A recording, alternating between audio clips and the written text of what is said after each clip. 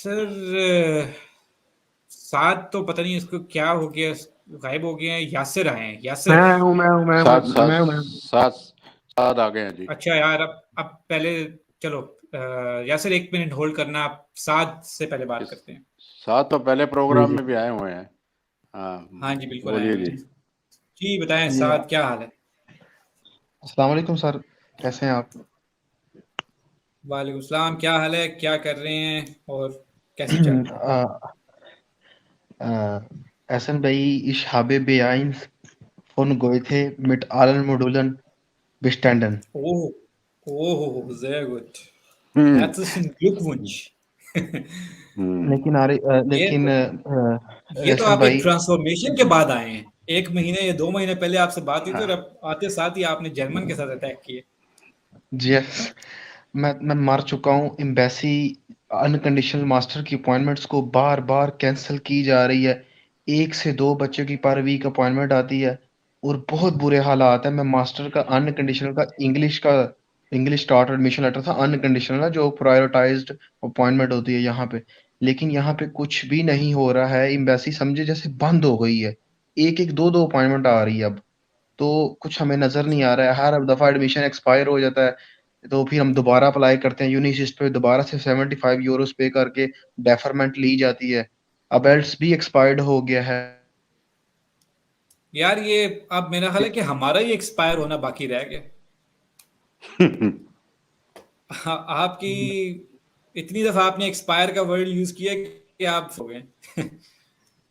जी जी, मैं आपको क्या बताऊं। और दूसरी, मैंने आपसे क्वेश्चन ये टेक्निकली करना था कि मैं इंजीनियर हूँ मैकेनिकल, आपको बताया भी था मैंने। मैं तो आहसन भाई, मैं अगर यूएई चले जाऊं वहां पे जॉब वीजे पे जॉब लेके, हम्म। ये ऐसा कोई रूल है कि आपके ऊपर जर्मन एम्बेसी जो होगी यूएई में, या कोई इंटरनेशनल ये रूल है कि आपको 6 मंथ उस कंट्री में रहना पड़ेगा, या बस आपकी वहां पे आपके पास एक वीजा है, रेजिडेंस परमिट, और आप अगले दिन ही अप्लाई कर सकते हो वो मिलने के बाद?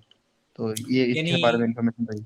आपके कहने का मतलब ये है कि आप यूएई में जॉब कर रहे हो और फिर यूएई से जर्मनी का वीजा अप्लाई करो, स्टडी वीजा। जी जी सर। यार ये तो बहुत ही वाकई टेक्निकल क्वेश्चन है, जो कि कंट्री टू कंट्री और एम्बेसी टू एम्बेसी उनके रूल्स होते हैं और ये वेरी करते हैं। इसमें तो मैं आपको डेफिनेटली कोई हतमी आंसर नहीं दे सकता, क्योंकि मुझे नहीं पता दुबई के क्या रूल्स हैं। लेकिन मुझे इतना पता है कि मोस्ट केसेस में होता यही है कि जो आपकी ओरिजिनल कंट्री ऑफ पासपोर्ट होता है या कंट्री ऑफ सिटीजनशिप जो होती है, वहीं से ही आप इस किस्म के वीजे अप्लाई करते हैं, अनलेस एंड अनटिल कि वहां पे आप एज अ परमानेंट रेजिडेंट या वहां पे एक लॉन्ग टर्म वीजे पे ना रह रहे हो, as far as I know. मगर ये हो सकता है कि मैं इसमें गलत भी हूँ। ये तो आपको जो है ना, बड़ा सिंपल है। यूएई की जो जर्मनी की जो एम्बेसी यूएई में है, वहां से आपको कंफर्म करना पड़ेगा ये कि ये प्लान अ, वर्कआउट होगा या नहीं।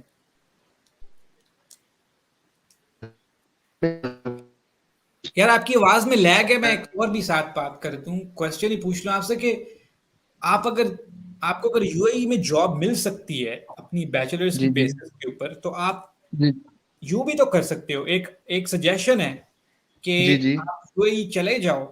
अगर आपको लग जी रहा है कि अभी इतना मुश्किल है पाकिस्तान से अपॉइंटमेंट्स लेना और वहां से यहाँ पे मास्टर्स के लिए आना, कि आप यूएई में जॉब कर लो, 6 महीने जॉब कर लो, 1 साल जॉब कर लो, साथ साथ अपना प्रोफेशनल एक्सपीरियंस इंप्रूव करो और जर्मन लैंग्वेज को भी मत छोड़ो, उसको भी पक्का करो।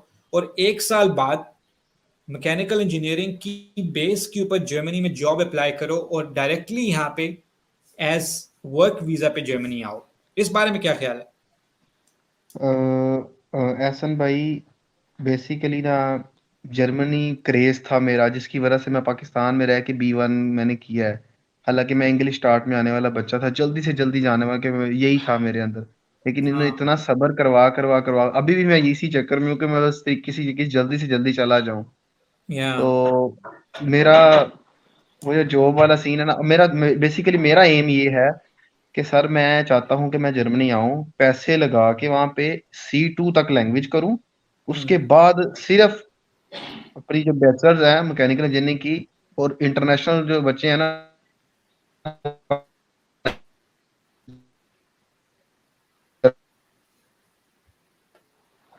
साथ आपकी आवाज कट जाती है बार बार, ये क्या चक्कर है? आपका कोई इंटरनेट का इशू है? इधर तो ठीक चल रहा है। 4G कनेक्ट किया हुआ मैंने तो जोम का सर, फिर भी यार इश्यूज। अच्छा चलो दोबारा से थोड़े करना, क्या बता रहे थे आपको? हाफ समझ आई थी, उसके बाद कट गई थी आपकी। सर मैं ये चाहता हूँ कि मैं जर्मनी आऊँ, यानी कि हम्म। वहाँ आके B1 कर लिया, B2 C1 C2 टोटल करूँ, और मैकेनिकल इंजीनियरिंग की इक्विवेलेंस लेके सेंट्रले फॉर आउसलैंडिशे बेवेजन से लेकर इक्विवेलेंस, उसके साथ जर्मन मार्केट के अंदर इंटरनेशनल कैंडिडेट्स को साइड पे करके, क्योंकि मैंने C2 कर लिया होगा, हाय हाय हाय, compete करके क्या प्लान है! मैकेनिकल इंजीनियर की पोस्ट पे जाऊं मैं।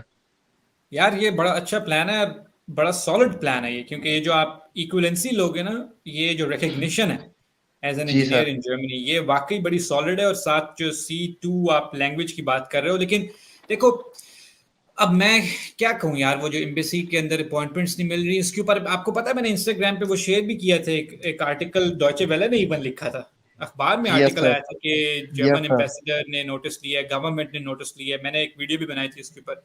अब इससे ज्यादा इसके ऊपर क्या हो सकता है, इसलिए अब आप देखो कि आपने अल्टरनेटिव रूट्स निकालने हैं कि आपने आना कैसे है, कि अब आप मैं तो यही कहूंगा कि इस जो ये आपकी स्ट्रीम है इसको भी खुला रखो, कि आप अपॉइंटमेंट्स के ऊपर भी लगे रहो, साथ साथ एक और काम करो कि आप मैकेनिकल इंजीनियरिंग की जॉब्स ढूंढना शुरू करो जर्मनी में।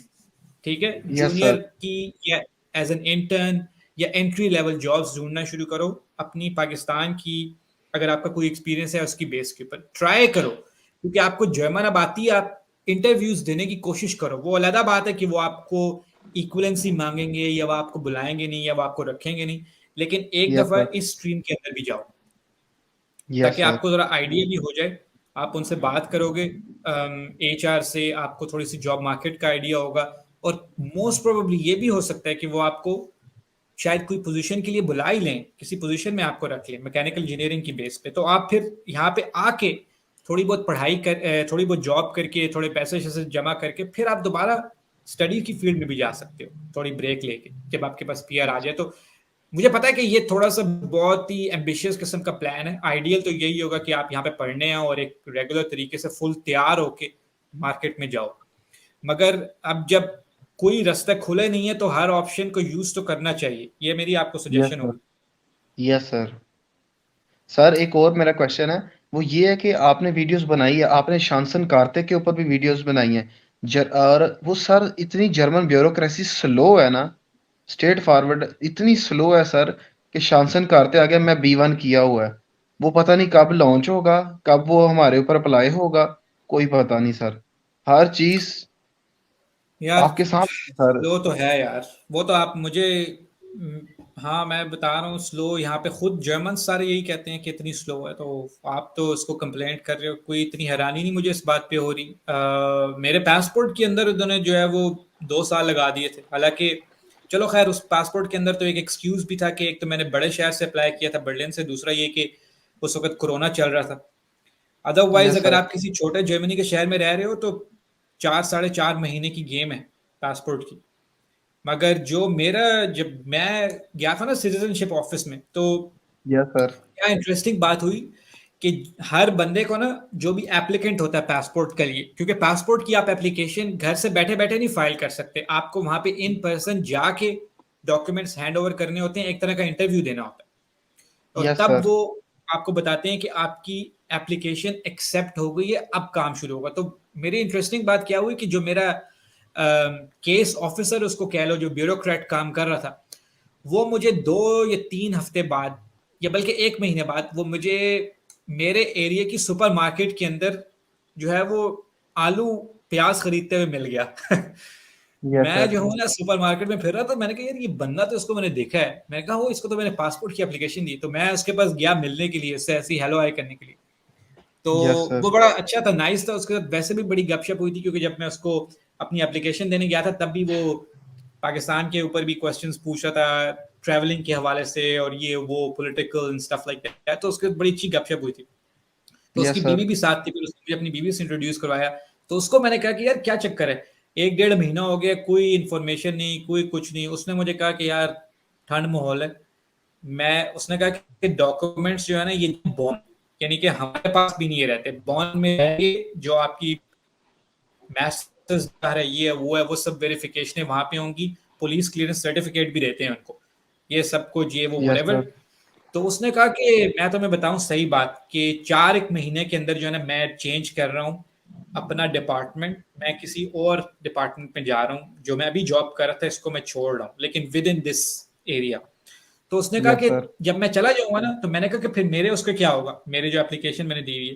कहता है वो एक नया यस सर। बंदा आएगा, फिर वो दोबारा से शुरू करेगा, और वो जब आएगा यस तो वो सर। देखेगा, वो प्रायोरिटाइज करेगा कि पहले कौन कौन से केसेस हैं, उसके बाद तो वो मुझे उसने मुझे बता दिया था सुपरमार्केट में कि तुम जो है ना वो ठंड रखो, तुम्हारा काम जो है ना वो बस चालू है, और सो जाओ और जब कुछ यस सर। होगा तो तुम्हें पता लग जाएगा। और उनको मैंने एक दफा ईमेल भेजी, 5-6 महीने गुजर गए ना, तो मैंने उनको एक ईमेल भेजी हल्की सी, मैंने कहा जरा थोड़ा जगाते हैं उनको कि क्या चक्कर है। तो यस ईमेल सर। मैंने भेजी तो फौरन उसका जवाब आ गया, कोई 2-3 घंटे बाद। उन्होंने कहा कि अब हमें ईमेल ना करना, क्योंकि ईमेल के जवाब देने में भी हमें टाइम लगता है, और वो भी टाइम जाया होने के बराबर, इसलिए जब कुछ यस सर। होगा तो हम खुद तुम्हें बता देंगे। तो फिर उसके बाद मैंने कहा कि अच्छा भाई, मैं कोई ईमेल नहीं करता। तो बस इसलिए ब्यूरोक्रेसी भाई ऐसे ही है, क्योंकि उसने मुझे ये बताया था कि लोग जो हैं वो डिपार्टमेंट्स जो हैं वो बर्डन में इसलिए हैं कि जितने लोग रिक्वायर्ड हैं उतने हायर्ड नहीं हैं, उतने यस सर। ब्यूरोक्रेट्स काम करने के, एप्लीकेशनें ज़्यादा हैं, और ये red tape in general Germany के अंदर जो है ना वो काफ़ी ज़्यादा है। तो मैं आपकी पॉइंट पे आऊँगा, ये तो खैर मेरी स्टोरी थी कि गिव अप मत यस करना, सर। कि आप जर्मन के ऊपर भी लगे हुए हो और प्रोग्रेस भी हो रही है, तो बस इसको पीछे मत हटना, करते रहो, जो जो रास्ते नजर आ रहे हैं, जो मैं बता रहा हूँ या जो आपके जहन में आ रहे हैं, लगे रहो इसके ऊपर। यस। एस जी एहसन भाई, मैं आपसे इसको ऐड करना चाहूंगा। डिप्लोमेटिकली भी सर हमने इसको परसू किया पाकिस्तान में। जो जर्मन एम्बेसडर हैं एल्फर्ड ग्रैनस, ये जियो न्यूज अच्छा। के ऊपर इनवाइटेड थे। हमने उस जर्नलिस्ट को रात को मैसेजेस करवाए बहुत ज्यादा बच्चों से, उसको टैग किया ट्विटर पे उस जर्नलिस्ट को। उसने सुबह ही हमारा क्वेश्चन उससे पूछ भी लिया। सर वो बंदा सॉरी कर देता है कि हमारे पास इतनी कैपेसिटी ही नहीं है। तो ये तो डायरेक्ट एक आपकी, मैं क्या कहूँ, अब वो बिलावल भुट्टो जरदारी हमारा फॉरेन मिनिस्टर है, लेकिन सर वो सैलाब ज़दगान के लिए वो ज़कात ये चीजें उसको कभी आता ही नहीं। जिस तरह वहां जयशंकर है इंडिया में सर, वो उस हम्म। बंदे को सलूट है सर कि वो कुछ करते हैं अपने लोगों के लिए, ठीक है, स्टैंड लेते हैं। लेकिन हमारे इधर ऐसा सीन ही नहीं है डिप्लोमेटिकली भी और वैसे भी। हमने मिनिस्ट्री ऑफ फॉरेन अफेयर्स में भी ये मुद्दा उठाया था पाकिस्तान के अंदर कि सर ये कुछ करें, स्टूडेंट्स का इशू होता है। लेकिन क्या हम आगे आपकी ये बात को डायरेक्ट कर देंगे? वो भी एक छोटे से जूनियर ऑफिसर ने ये जवाब दे दिया, उसके बाद कुछ भी नहीं हुआ सर। हो ही। और यार। इंडिया में सर वीएफएस डील करता है इस चीज को। वीएफएस हम्म। के बच्चे के डॉक्यूमेंट्स जमा होते हैं और वो टोटल प्रोसीड हो जाता है, जिसके पास अनकंडीशनल डायरेक्ट एडमिशन लेटर है सर। लेकिन हमारे हम्म। इधर वही कन्वेंशनल सिस्टम है। हालांकि यही एम्बेसी यूएई में भी है, जहां एक अरबी हम्म। जाके कहता है सर इंग्लिश und डोइच शोए शोए, तो आगे से वो हंसती है जर्मन जो कि इंटरव्यू कर रही है। और अगर यहाँ पे कोई कह दे इस तरह का, मुझे लगता है उसके खानदान में पैदा होने वाले बच्चे का भी वीजा नहीं लगेगा। शोए शोए क्या है? शोए शोए का क्या शोए मतलब है? इतनी मुझे, यानी कि मुझे थोड़ी थोड़ी आती है इंग्लिश und अच्छा डोइच अच्छा, शोए शोए शोए। शोए शोए शोए का मतलब एम्बिशन। हाँ जी, आइन बेस्टन, यस सर। और अच्छा अच्छा। उनकी इज्जत है सर। तो हमारे साथ हालांकि इंडिया है सर, जो भी है सर उनकी वीएफएस डील कर रहा है। अब वीएफएस वाला चक्कर पाकिस्तान में भी तो लॉन्च कर सकते थे ना, ये कि जाके आप डॉक्यूमेंट्स जमा कराएं, कंप्लीट होंगे तो आपके महीने बाद वीजा आ जाएगा। लेकिन नहीं, कुछ भी नहीं हो रहा सर, यहाँ पे कोई चीज नहीं हो रही। थक चुके हैं सर। अब मैं एक्स्ट्रा पैसे लगा के यूएई जाऊंगा और वहां। और सर वैसे एक क्वेश्चन है कि मैंने चेकलिस्ट डाउनलोड की है, जो यूएई में जर्मन कॉन्सुलेट है ना दुबई में, अच्छा। वहां पे उसके अंदर हाँ। लिखा है valid residence permit of UAE. लेकिन ये अच्छा। नहीं लिखा लिखा हुआ है कि एट लीस्ट 6 मंथ ओल्ड हम्म। या issued before at least 6 month, इस तरह की हाँ, मैं कोई समझ चीज नहीं गया हूँ लिखी आपकी हुई। बात। जी, ये शिक लिखी नहीं हुई और डॉक्यूमेंट्री मुझे कहीं मिली नहीं डॉक्यूमेंट के ऊपर कि आपको 6 मंथ हो गए हो। लिखा हुआ valid residence permit of UAE, जैसे हमारा ऑफन हाल्टिटल होता है ना जर्मनी में, हाँ हाँ हाँ। तो वैसे का एफएल ऑफेंटिस्टिक। आर्टिकल ऑफ यूएई ये लिखा यार हुआ है, लेकिन ये नहीं लिखा कि 6 मंथ। मैं लेकिन समझ गया लोग हूँ। कहते हैं इंटरनेशनली कि ये लिखा है, ये ऐसे परसेप्शन है। अगर मैं एम्बेसी को मेल कर दूं, हो सकता है मेरी वजह से वो बाकी बच्चे जो पहले जा रहे हो सकता है कंसिडर वो कर रहे हो, वो इस चीज को चेक करना शुरू कर दें, मेरी वजह से कहीं वो रिक्वायरमेंट ना चेंज नहीं हो जाए, मुझे नहीं, ये भी डर लगना मैं शुरू हो जाता है। देखो ऐसे मत सोचो उसको कि आपकी वजह से और लोगों का रास्ता बंद हो जाएगा। मैं इसलिए कह रहा हूँ कि ये ना हो कि आप जाओ और आप इस उम्मीद के साथ जाओ कि मुझे अब वहां पे रेजिडेंसी मिल गई है, मैंने जॉब करना शुरू कर दिया, और उसके बाद वो आपको कहें कि हाँ भाई ये हमने इसमें लिखा तो नहीं है लेकिन 1 साल रहे मस्ट है वहां पे। मैं इसलिए कह रहा हूँ यस सर। कि आप उनसे पता करो। अगर नहीं करना चाहते तो आप अगर वहां पे कोई और पाकिस्तान से वहां पे जॉब कर रहा है तो आप उसको ढूंढ के उससे पूछ सकते हो ये बात कि वो अगर वहां से जर्मनी पढ़ने गया है या अमेरिका पढ़ने गया है या यूरोप के किसी और मुल्क में करने गया, आप अगर आप ये चाहते हो कि एम्बेसी को आप अवेयर ना करवाओ इस बात से कि कहीं वो लॉ चेंज ही ना कर, तो आप यस किसी सर। और बंदे से पूछ लो। वो कोई मसला नहीं है। मैं कहना ये चाह रहा था कि अगर आप इतना बड़ा स्टेप ले रहे हो कि पाकिस्तान से यूएई जॉब करने जा रहे हो इस बेस के ऊपर कि वहां से जर्मनी आऊंगा, तो पहले आपके पास सॉलिड इंफॉर्मेशन होनी चाहिए कि वहां यस जाके सर। ये पॉसिबल भी है कि मैं वहां पे वीजा अप्लाई कर सकूंगा या नहीं, क्योंकि आपका एम तो यही है ना यूएई जाने का। सर ये पॉसिबल तो है, पहले मेरे उसको 2 दोस्त गए हैं लेकिन उन्होंने 6 महीने गुजारे हैं, फिर गए हैं वो। तो तो अगर ये तो फिर इसका मतलब है कि ये रूल है ना कि फिर 6 महीने का तो रूल है। इसका मतलब है कि अगर उन्होंने 6 महीने गुजारे हैं तो उन्होंने बाय ऑप्शन 6 महीने गुजारे हैं, लाइक बाय इंटेंट, या उनको बाय गुजारने पड़े इंटेंट, हैं। बाय इंटेंट गुजारे हैं। अच्छा और ठीक वो है, तो उनका सोचते ये हैं प्लान। कि ऐसा रूल है।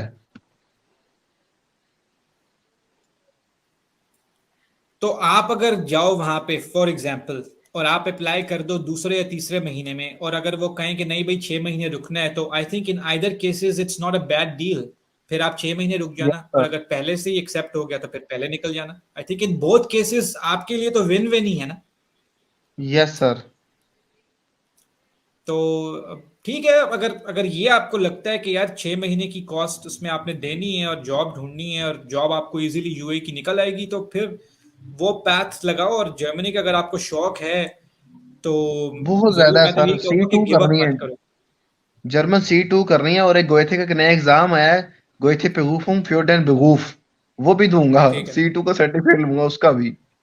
हाँ, वो जो है वो प्रोफेशनल जो आपका प्रोफेशन है उससे रिलेटेड वो जर्मन है, उसको कहते हैं Berufssprache। Yes sir. यार वैसे मैं ये सोच रहा था यार, ये कितना वैसे अफसोस की बात है कि अब जिन लोगों के एडमिशन हुए हुए हैं उनके पास ब्लॉक्ड अकाउंट है, उनके पास पैसे यस हैं, सर। वो यस सर। वो लोग ये अपॉइंटमेंट नहीं ले सकते। मेरा मेरा ख्याल है, मुझे पता नहीं है, मेरे ख्याल में मुझे लगता ये है कि कहीं बैकग्राउंड में ना इन्होंने कोटा रखा हुआ है कि इस मुल्क यस से सर। इतने स्टूडेंट यस सर, भेजने यू हैं आर इस। 100% sir right, you are 100% right ये सर। मेरा ख्याल है, ये मुझे नहीं पता कि ये कहीं रूल लिखा हुआ है या किसी लेकिन ने कहा सर है, क्योंकि आप मैं एक दिन बिल्कुल ठीक सोच कह रहा रहे था हैं, इस मुझे बात। ये लगता है, मुझे भी यही लगता है सर, आप बिल्कुल ठीक कह रहे हैं, क्योंकि जर्मन एम्बेसी की वीजा रेशियो है 210%, अगर आपके डॉक्यूमेंट्स ठीक है। लेकिन वो अपॉइंटमेंट्स हाँ ही उतनी देते हैं जितना उन्होंने जितने वीजे एग्जैक्टली देने और होते हैं, मुझे ये फील यार मैं होता है आपको सर, बताऊं, बाकी कैंसिलेशन। अपॉइंटमेंट्स लेते ही वो लोग हैं, जाते ही वो लोग हैं जिनके पास एडमिशन लेटर्स होते हैं, जिनके पास ब्लॉक्ड अकाउंट होते हैं, जिनके पास यस सब सर। कुछ होता है, वरना कोई क्यों क्यों जाएगा अपॉइंटमेंट के लिए। और इधर भी यस यही है सर। कि ये शोर, एक मैंने एक आर्टिकल पढ़ा था कि मिथ ऑफ, उसका नाम था myths of foreign skilled workers shortage in Germany.